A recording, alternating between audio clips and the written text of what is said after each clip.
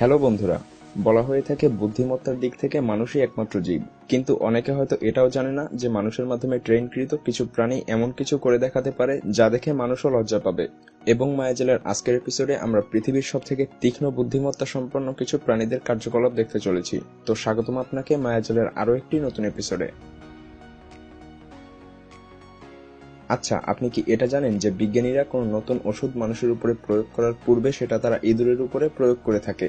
তারা এটা করে থাকে কারণ ইঁদুরের ডিএনএ মানুষের ডিএনএ এর সাথে 98% মিলে যায়। তবে এটাই একমাত্র জিনিস নয় যা মানুষের সাথে মিলে যায়।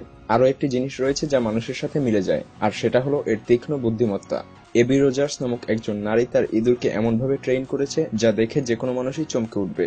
এই ইঁদুরকে ডাকার সাথে সাথে মালিকের কাছে চলে আসে, তার পার্স ব্যাগ থেকে টাকা বের করে দিতে পারে, খেলার জন্য তৈরি বিভিন্ন ধরনের বাধা বিপত্তি পার করতে পারে, কোনো কিছু মনে রেখে সেটা পরবর্তীতে ব্যবহার করতে পারে, রশি টেনে তার জন্য স্পেশালভাবে ডিজাইনকৃত গাড়ি দিয়ে সামনে চলে যেতে পারে, এবং এ কারণেই ইঁদুর বুদ্ধিমত্তার লিস্টে প্রথম দিকেই রয়েছে।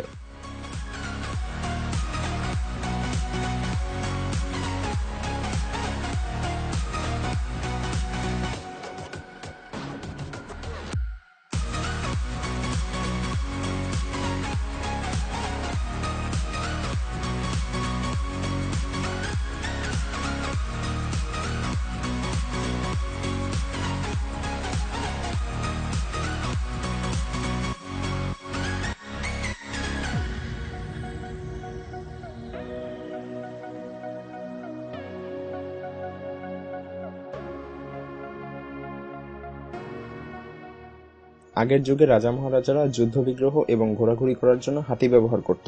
এখনো কিছু মানুষ রয়েছে যারা তাদের কাজের জন্য হাতি ব্যবহার করে থাকে, কিন্তু হাতির সীমাবদ্ধতা শুধুমাত্র এ পর্যন্তই নয়। থাইল্যান্ডের চ্যাং নামক ক্যাম্পের হাতিগুলোকে মানুষ এমনভাবে ট্রেন করেছে যে সে আলাদা আলাদা বস্তুর ছবি আঁকতে পারে, এবং এখানে ঘুরতে আসা ভিজিটরেরাও যখন হাতির এই কার্যকলাপ দেখে তখন তারা বেশ অবাকই হয়। হাতি ফুল, গাছপালার ছবি এমনভাবে আঁকে, যদি সেই ছবি কোনো মানুষকে দেখিয়ে বলা হয় যে এই ছবি হাতি এঁকেছে, তবে সে এটা ততক্ষণ পর্যন্ত বিশ্বাস করবে না যতক্ষণ পর্যন্ত না সে এটা নিজের চোখে দেখছে। তো আপনি কি এসকেপ প্ল্যান নামক হলিউড মুভিটি দেখেছেন? এই মুভিতে দেখানো হয়েছে যে এই মুভিতে যে হিরো রয়েছে সে যে কোনো বিপজ্জনক জেল থেকে প্রতিবারই খুবই সাবধানতার সাথে পালিয়ে যায়। কিন্তু আপনি কি এটা জানেন যে অক্টোপাস নামক এই সামুদ্রিক জীবটিও পালিয়ে যাবার ব্যাপারে খুবই দক্ষ? অক্টোপাস কোনো কিছু অনেক সময় ধরে মনে রাখতে পারে, এবং তার এই বুদ্ধিমত্তা আর তার নরম বডিকে ব্যবহার করে যে কোনো জায়গা থেকেই সে পালিয়ে যেতে পারে। যদি আপনি তাকে বোতলে ভরে বোতলের মুখও আটকে দেন, তবে এটি বোতলের ভেতরে থেকে বোতলের মুখ খুলে খুবই সহজেই পালিয়ে যাবে। এজন্যই অক্টোপাসকে দ্য গ্রেট এস্কেপ আর্টিস্টও বলা হয়ে থাকে। প্রায় প্রত্যেকের বাড়িতে থাকা এই প্রাণীটিও খুবই তীক্ষ্ণ বুদ্ধিমত্তার অধিকারী, এবং এ কারণে আমরা এদেরকে বিভিন্ন কাজের জন্য ট্রেন করতে পারি। যদি এদেরকে সঠিকভাবে ট্রেন করা যায় তবে এই প্রাণী আমাদের ঘরের রক্ষণাবেক্ষণও করতে পারবে। কিন্তু আপনি কি এটা জানেন যে আপনার ঘরে প্রবেশ করা অপরিচিত বিড়াল আপনার ঘর থেকে চুরি করারও যোগ্যতা রাখে? আমি দুধ বা মাছ মাংস চুরির কথা বলছি না, আমি বলছি দামি বা মূল্যবান জিনিসপত্রের। হ্যাঁ, আপনি ঠিকই শুনছেন। কিছু মানুষ তাদের বিড়ালকে এমনভাবে ট্রেন করেছে যে তারা অন্যের বাড়ি থেকে মূল্যবান জিনিসপত্র চুরি করে নিয়ে এসে সেটা তাদের মালিককে দিয়ে দেয়, এবং তারা এতটাই সাবধান হয়ে থাকে যে তাদেরকে ধরা প্রায় ইম্পসিবল। আপনি অনেক মুভিতেই দেখে থাকবেন যে কাঠবিড়ালি বাদাম খেতে খুব পছন্দ করে, কিন্তু বিজ্ঞানীরা যখন পরীক্ষা করলো যে কাঠবিড়ালি কি বাদামের গন্ধ শুঁকতে পারে, তো সেটার উত্তর ছিল না। কিন্তু সেই পরীক্ষায় পাওয়া গিয়েছে যে কাঠবিড়ালির স্মরণশক্তি খুবই বেশি, এবং এজন্যই আমরা এদেরকে ট্রেন করতে পারি। এই যে কাঠবিড়ালি আপনি দেখছেন এর নাম টুইগি। টুইগি এমন এক কাঠবিড়ালি যে ওয়াটার স্কিইং করতে পারে, এবং সে পানিতে বিভিন্ন ধরনের স্কিলও প্রদর্শন করতে পারে, এবং এ কারণেই তাকে দেখতে প্রতিদিন প্রচুর পরিমাণে দর্শক আসে। আমাদের লিস্টে থাকা সকল প্রাণীগুলোর মধ্যে অন্যতম একটি সেরা বুদ্ধিমত্তা সম্পন্ন প্রাণী হচ্ছে কাক, এবং কাকের বুদ্ধিমত্তা পরীক্ষার জন্য বিজ্ঞানীরা বেশ কয়েকটি পরীক্ষাও চালায়। গবেষক একটি কাচের বাক্সের ভেতরে কিছু খাবার রেখে দেয়, এবং সেটার কাছে কিছু কাঠি রেখে দেয় যা ব্যবহার করে কাকটিকে খাবার খেতে হবে। অনেক চেষ্টার পরও কাকটি খাবার বের করতে পারেনি, কিন্তু সে হাল ছাড়েনি, এবং সবশেষে সে অবিশ্বাস্য একটি পথ বের করে ফেলে, এবং সেটা দিয়েই সে খাবারটি তুলে আনে।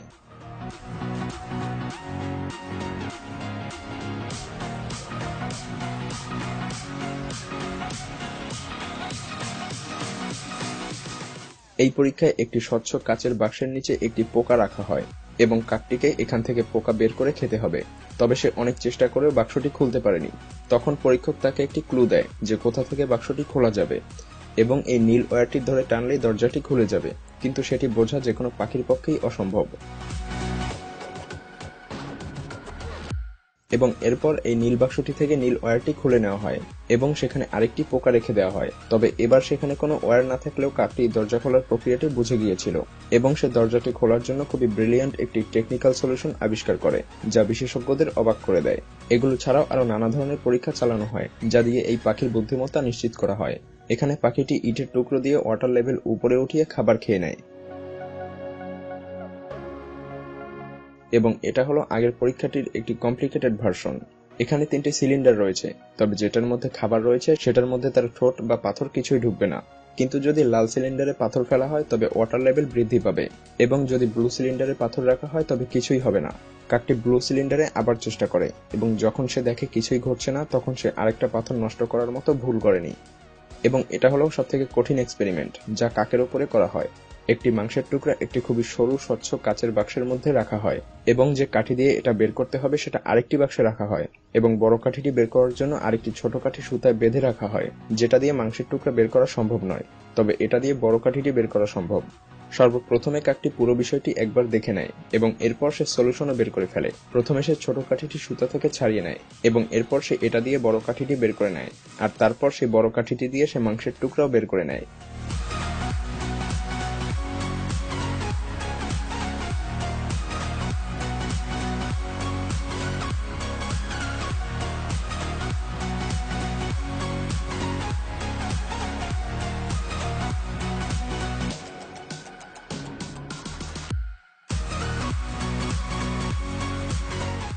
এটা হলো হানি বিয়ার, যার নাম হলো স্টোফেল, যে তার নারী সঙ্গীর সাথে ক্রুগার ন্যাশনাল পার্কে বসবাস করে। যদিও এই প্রাণীর সাইজ খুব একটা বড় নয়, তবে এদের কোনো শত্রু নেই, কারণ তারা খুবই সাহসী এবং এজন্যই বাঘ সিংহ পর্যন্ত তাদের থেকে দূরে থাকে। এই স্টোফেল আটকে থাকতে পছন্দ করে না এবং এ কারণে সে বারবার পালিয়ে যায়, তাকে যত কঠিনভাবেই আটকে রাখা হোক না কেন। সর্বপ্রথমে একে পার্কে এনে কর্মচারীরা দরজা সাধারণ তার দিয়ে বেঁধে রাখে, কিন্তু তারা সেটা মুহূর্তের মধ্যেই খুলে বের হয়ে যায়। সর্বপ্রথমে সে নিজের লকটি খোলে এবং উপরের তার দিয়ে বেঁধে রাখা লকটিও খুলে প্রমাণ করে দেয় যে সে এত সহজে হার মানছে না।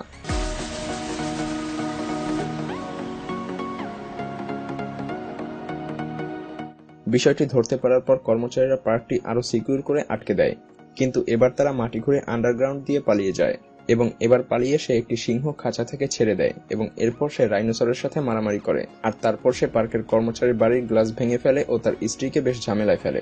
এবং এসবের পর হানিবিয়ারকে অ্যালক্যাট্রাজে স্থানান্তর করা হয়, যেখানে তাদের জন্য স্পেশাল থাকার জায়গা তৈরি করা হয় যা নিচ থেকে প্লাস্টার করা, অর্থাৎ এবার মাটি ঘুরে পালানো সম্ভব নয়। তবে এবার সে একটি কাঠের টুকরো খুঁজে বের করে সেটা ব্যবহার করে পালিয়ে যায়।